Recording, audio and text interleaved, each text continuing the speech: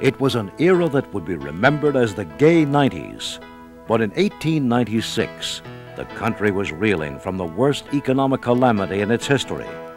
And the Republican Party was returned to power with the election of William McKinley.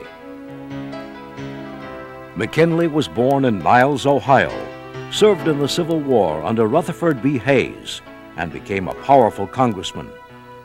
In 1896, the economy dominated the election campaign. McKinley faced off against the brilliant orator from Nebraska, William Jennings Bryan. McKinley won the election and would become beneficiary of a favorable swing in the business cycle as the nation was recovering from the Great Depression of the 1890s. It wasn't that McKinley had some magic to work on the economy. It rather was that he was fortunate enough to be the right man in the right place at the right time. With the economy picking up and the frontier settled, a growing middle class pursued the genteel pleasures of the Victorian life. For many, achieving an elegant appearance was a pursuit in itself. Opulence was in vogue. For the Victorian household, too much was better than not enough.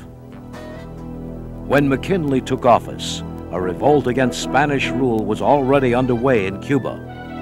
Many Americans, excited by the prospect of a foreign conquest, wanted to join the fight. McKinley tried to maintain neutrality. But when the U.S. battleship Maine blew up in Havana Harbor, Americans demanded action. McKinley yielded, war was declared, and U.S. troops routed the Spanish in Cuba. Spain agreed to Cuban independence and handed over Guam, Puerto Rico, and the Philippines to the United States. America was becoming a global power. McKinley was very much of an effective president and knew full well the imperialist direction he was taking the nation with the annexation of Hawaii in 1898 and, of course, the momentous turning point of the Spanish-American War. The Spanish-American War propels the United States in a dramatic way onto the international stage, ending a long period of predominant isolationism. With a sound economy and Spanish-American War hero Theodore Roosevelt sharing the ticket, McKinley ran for re-election. He won a sweeping victory. In September 1901, President McKinley attended the Pan American Exposition in Buffalo, New York, a spectacular display of technology for the new century. Our fellow citizens, this country is in a state of unexampled prosperity. The figures show that we are furnishing profitable employment to the millions of working men throughout the United States. While greeting guests in a reception line, the president was shot. 8 days later, he died.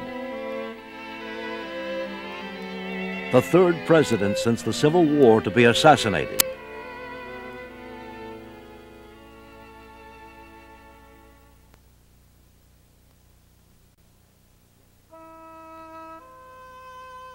The death of any president, an untimely death, is always a reminder of the great importance of the office.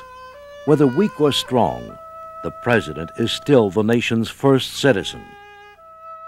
As a mask of calm. His tranquil demeanor caused many to underestimate him. In truth, McKinley was much more dynamic. He brought with him to the executive mansion a new corporate sensibility and efficiency.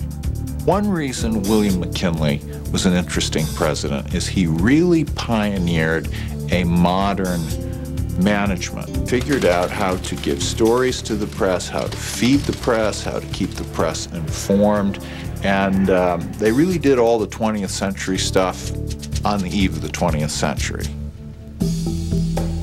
Yet McKinley couldn't control the sensational stories now being published in the newspapers about Cubans suffering under the brutal regime of the Spanish Empire.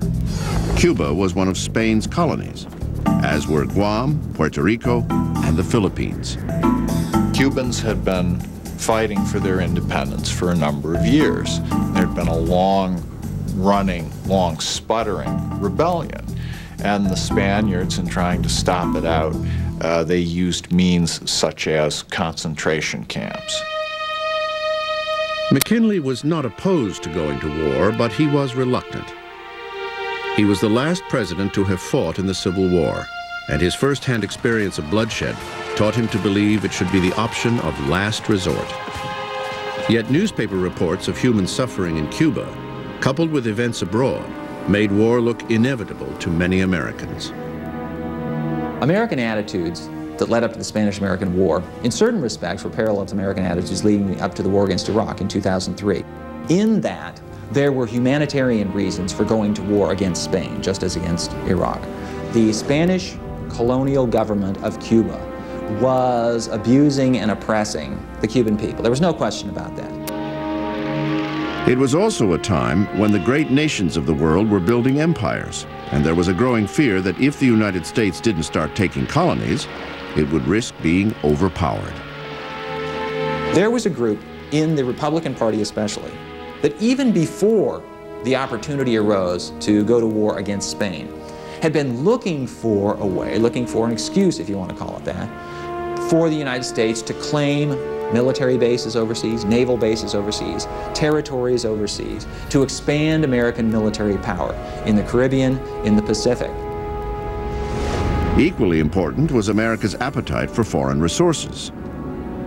Americans wanted to have economic relations with Cuba.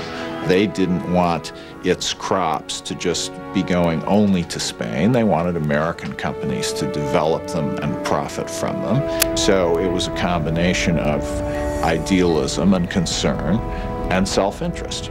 And so those people who looked at a map of the world, folks like Theodore Roosevelt in the Navy Department, who could be likened, for example, to Paul Wolfowitz, the #2 man in the Defense Department. These were folks who thought in very broad terms, and they had this notion that the United States could expand its power for the welfare of the United States and, frankly, for the welfare of the world.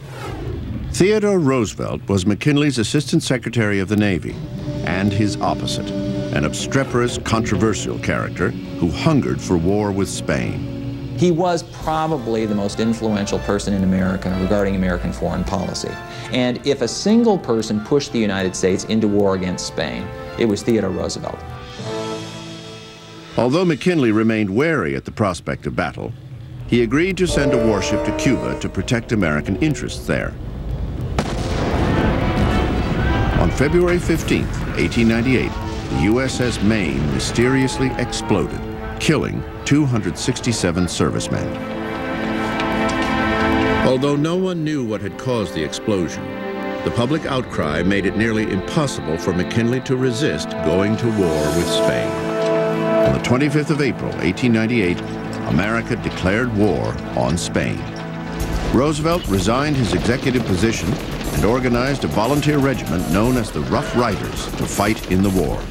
Most people thought Theodore Roosevelt was at least mildly unhinged to make this decision. But for personal, temperamental reasons, Roosevelt had to fight. With an easy victory over Spain, America became an imperial power, taking possession of Cuba, Guam, Puerto Rico, and the Philippines. That the USS Maine was probably sunk by an accidental engine room explosion and not by a Spanish mine was not known for many years. The war bolstered the economy, and the country was on an upswing as it entered the 20th century. McKinley's running mate was none other than Theodore Roosevelt, put there by some Republicans who wanted to neutralize his growing power. The ticket won, but very soon a tragedy would turn America upside down.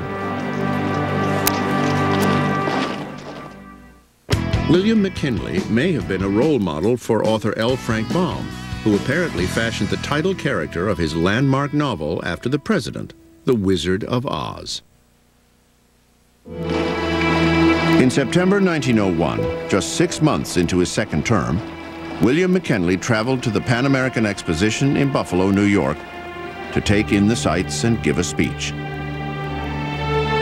Among the crowd of well-wishers was Leon Czolgosz, an unemployed factory worker and self-described anarchist who was enraged at the disparity between the rich and the poor. He just went through the receiving line and he had a bandaged hand as if he'd hurt it, and there was a pistol in it, and he just came up to the president and instead of shaking, mourned their fallen leader. Although he had been taken prematurely, William McKinley had already left a remarkable legacy. He had presided over an era of significant change in the nation.